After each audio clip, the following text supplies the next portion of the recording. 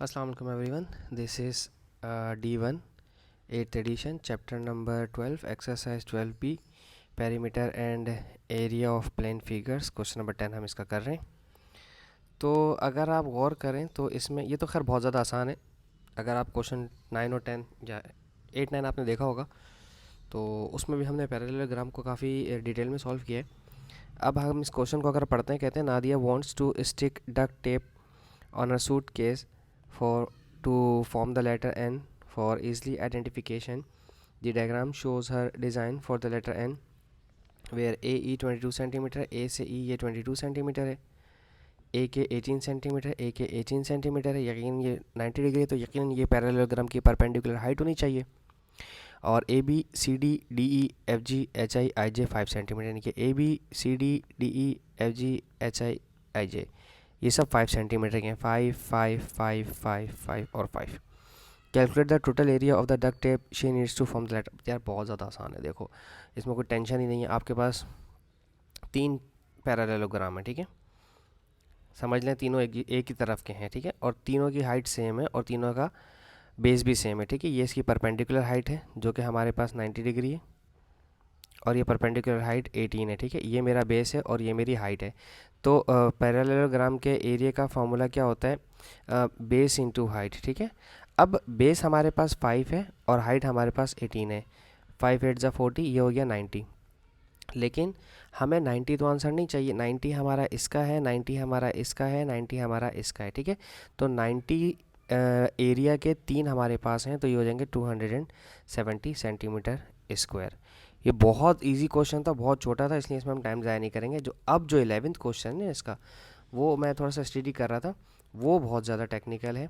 शायद इसको मुझे समझाने में आपको थोड़ा सा, मैं भी शायद इसमें थोड़ी सी मिस्टेक्स करूं, उसके लिए मैं पहले से आपसे अपोलोजाइज करता हूँ। अपोलोजाइज होता है, I am sorry for that, जो भी होता है भाई। अच्छा, in the figure A B C D is a parallelogram and A F E और बी सी ई ये स्ट्रेट लाइंस हैं। If the area of the parallelogram is 80, इस पूरे पैरेललोग्राम का एरिया 80 सेंटीमीटर स्क्वायर है, ठीक है। और कहते हैं बी सी और सी ई बराबर हैं, बी सी और सी ई बराबर है। मैं इन दोनों की लेंथ का नाम एक्स रख रहा हूँ, ठीक है, सही है। और आगे कहते हैं डी एफ और एफ सी भी बराबर है, डी एफ और एफ सी भी बराबर हैं, तो मैं इन दोनों का नाम वाई रख रहा हूँ, ठीक है। इस लेंथ का भी नाम वाई रख रहा हूँ, इस लेंथ का भी नाम वाई रख रहा हूँ, ठीक है। तो यहाँ से यहाँ तक तो ये 2y हो जाएगी लेंथ इसकी, ठीक है, सही है। और ये वाली जो लेंथ है हमारी, ये भी x कहलाएगी क्योंकि इसके ऑपोजिट वाली भी x है। ये x है तो फिर ये भी x है। हमें मालूम करना है ए बी ई, ए से बी, बी से ई, ये पूरा हमें एरिया मालूम करना है इसका। एरिया, हाँ उन्होंने क्वेश्चन में दिखाया है, देखो find the area of, I am sorry, find the area of triangle A B E, triangle A B और ई। अब मैं आपकी सहूलत के लिए ट्राइंगल ए बी ई को यहाँ बना रहा हूँ सेपरेटली। वैसे अलाउ होता है, आप बना सकते हैं, इसमें कोई दिक्कत नहीं है, आपको कोई मना नहीं करेगा। आप साइड में रफक चाहें तो बना सकते हैं। ये ए है, ये बी है और ये ई है, ठीक है। यहाँ से यहाँ तक की लेंथ है 2x और यहाँ से यहाँ की लेंथ है 2y, ठीक है। और अगर मुझे area of triangle find out करना है, ठीक है, एरिया मालूम करना, तो एरिया का फार्मूला होता है 1/2 बेस इंटू हाइट, ठीक है, बेस इंटू हाइट। अब बेस हमारी है 1/2, बेस मेरी है ए बी, हाइट नहीं पता। हाइट देखो, इसकी हाइट इस तरह से होगी यहाँ पर, या तो ये वाली हाइट ले लीजिए परपेंडिकुलर, या तो फिर हमें कोई और काम करना पड़ेगा हाइट मेरे हिसाब से। तो अगर मैं बी ई को बेस मानूँ अपनी, सपोज़ कीजिए मैं बी ई को अपनी बेस मानूँ, ठीक है, और फिर यहाँ से एक परपेंडिकुलर लें, ये देखें यहाँ से मैं एक परपेंडिकुलर ले रहा हूँ यहाँ पर इस तरह का, ठीक है। मैं इस बी ई को अपनी बेस मान रहा हूँ, ठीक है, चूँकि अब तरीका तो कोई भी हो सकता है। तो अगर मैं बी ई को बेस मानता हूँ, उसकी रीज़न भी क्या है, बी ई की बेस क्यों मान रहा हूँ मैं, उसकी रीज़न भी मैं अभी आपको बताता हूँ, ठीक है। यहाँ पर मैंने 1/2 बी ई को मैं अपनी बेस मानूंगा और हाइट के बारे में अभी हम बात करेंगे, सही है, ओके।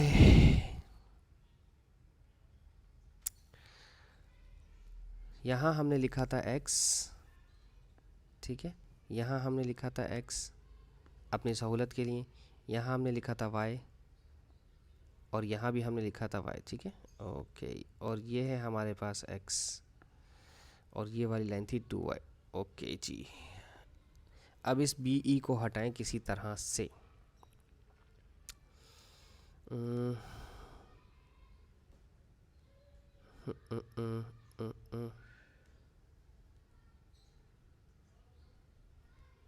ठीक है, ठीक है। अगर मैं बी ई की वैल्यू जो मैंने सपोज़ की है, बी ई की जो मैंने वैल्यू सपोज़ की है 2x, अगर मैं उसे रिप्लेस कर देता हूँ 2x के साथ 1/2x और ये हाइट, ठीक है, तो ये इससे कट गया, तो सिर्फ हाइट मेरे पास बची x और मल्टीप्लाई बाय हाइट और ये एरिया।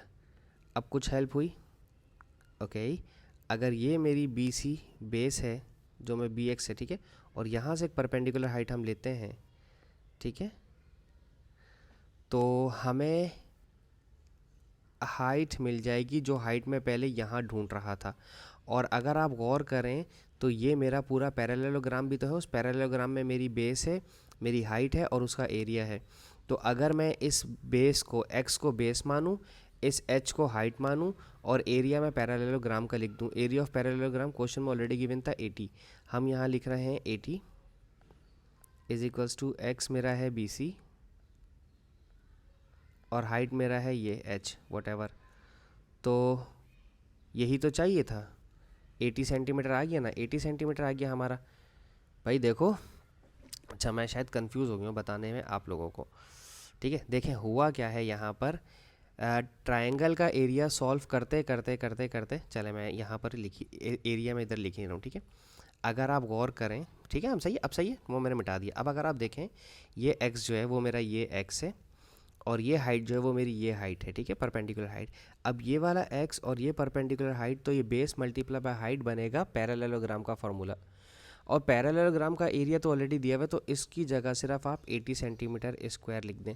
क्यों भला, अगर आप इधर पैरेललोग्राम में आते हैं ना, पैरेललोग्राम का जो एरिया अगर आप निकालते हैं तो वो होता है बेस इंटू हाइट, ठीक है। बेस यहाँ पर आपकी x है, हाइट यहाँ पर आपकी x है और एरिया ऑलरेडी हमें गिवन है, तो मैंने सिर्फ इसको रिप्लेस किया है यहाँ पर 80 के साथ, ठीक है। तो यहाँ पर ये हमारे पास आ गया 80 सेंटीमीटर स्क्वायर एरिया उस ट्राइंगल का पर्टिकुलर जो हमें चाहिए था, ठीक है। मैं इसे नहीं इरेज कर रहा हूँ, मुझे नहीं पता, शायद मुझे इसकी ज़रूरत आगे पड़ सकती है, ठीक है। अब कह रहे हैं ADF, ADF का है, ये रहा हमारा ADF, ओके। अगर इस ADF को मालूम करना है तो एरिया मालूम करना है ट्रायंगल का ADF का, तो इसका फार्मूला होगा 1/2 बेस इंटू हाइट। बेस में इसकी लूँगा DF वाली, ठीक है, और यहाँ से एक परपेंडिकुलर हाइट इसकी यहाँ तक आएगी, ठीक है। देख लेते हैं, DF multiply by height, height second height ले लेते हैं क्योंकि ये h पहले मैं ले चुका हूँ, ठीक है, ये वाली h भी मैं ले चुका हूँ, अब ये h ले चुका हूँ, ठीक है। अब DF मेरा y है, ठीक है, और ये मेरी हाइट है। तो DF जो है मेरा सिर्फ y है और ये y जो है ये इस पूरी लाइन का आधा है, 1/2 ऑफ DC है, ठीक है। ये जो DF है ये 1/2 है सबसे बड़ी लाइन का, ठीक है, मल्टीप्लाई बाय H0। ये वाला मैंने H लिया है और ये वाला मैंने लिया है H0, H1 या H2 कह सकते हो आप लोग, ठीक है। वैल्यूज़ 1 1 ज़ा 1, 2 2 ज़ा 4 और DC मल्टीप्लाई बाय H0, ठीक है। अब DC वाली लाइन कहलाती है बेस अगरचे, और उसकी परपेंडिकुलर हाइट हमारी base into area height, base into height parallelogram का एरिया होता है, ठीक है। तो ये हमारे पास बन रहा है एरिया ऑफ पैरेललोग्राम, ठीक है, सही है। तो 1/4 और पैरेललोग्राम का एरिया ऑलरेडी गिवन था विच इज़ 80, तो इसका 80 का 4 टाइम्स कर देंगे, 4 1 ज़ा 4, 4 2 ज़ा 8, तो ये हो गया 20 सेंटीमीटर स्क्वायर, ठीक है। तो ये आ गया ट्रायंगल AD और F, ठीक है जी। तो बस इसके साथ ही मैंने कहा था थोड़ा सा इसमें प्रॉब्लम होगी, इसके साथ ही मेरी वीडियो ख़त्म होती है। होप्स आपको समझाने में कामयाब रहा हूँ। Thank you so much for watching my channel. अल्लाह हाफिज़।